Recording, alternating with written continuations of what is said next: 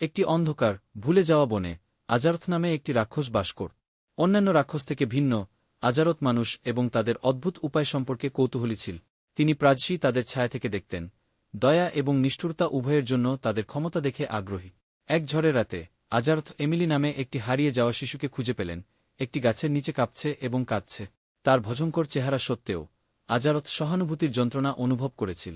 তিনি ধীরে ধীরে তার কাছে গেলেন, তার জ্বলন্ত চোখ নরম হয়ে আসছে। তুমি কি হারিয়ে গেছ? সে আস্তে করে জিজ্ঞেস কর।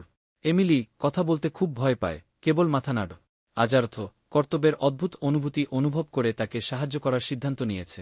তিনি তাকে বনের মধ্য দিয়ে পথ দেখিয়েছিলেন, তার বড় ডানা দিয়ে তাকে বৃষ্টি থেকে রক্ষা করেছিলেন। পথের ধারে তিনি তাকে বনের প্রাণী এবং প্রাচীন জাদুকথার গল্প বলেছিলেন, তার ভয় শান্ত করার আশায়। যখন তারা বনের প্রান্তে পৌঁছাল, এমিলির বাবা মা অপেক্ষা করছিলেন, তাদের মুখ দুশ্চিন্তায় ভেসে উঠ। তারা আজারথকে দেখে হাঁফিয়ে উঠল, কিন্তু যখন এমিলি তাদের বাহুতে নিরাপদ এবং সুস্থভাবে দৌড়েছিল তখন তারা কৃতজ্ঞতায় অভিভূত হয়েছিল। ধন্যবাদ, এমিলি ফিসফিস করে বলল, আজারথের দিকে ফিরে হাসিমুখে তাকাল। যখন তিনি ছায়ার মধ্যে অদৃশ্য হয়ে গেলেন, আজারথ বুঝতে পেরেছিলেন যে এমনকি একটি রাক্ষসও একটি পার্থক্য করতে পারে। সেই রাত থেকে তিনি হারানো আত্মাদের সাহায্য করতে থাকেন, তার সদা আচরণে মুক্তি খুঁজে পান। গল্পের নৈতিক: আপনি কে বা আপনি কোথা থেকে এসেছেন তা কোনো ব্যাপার না, আপনার একটি ইতিবাচক প্রভাব তৈরি করার ক্ষমতা আছে।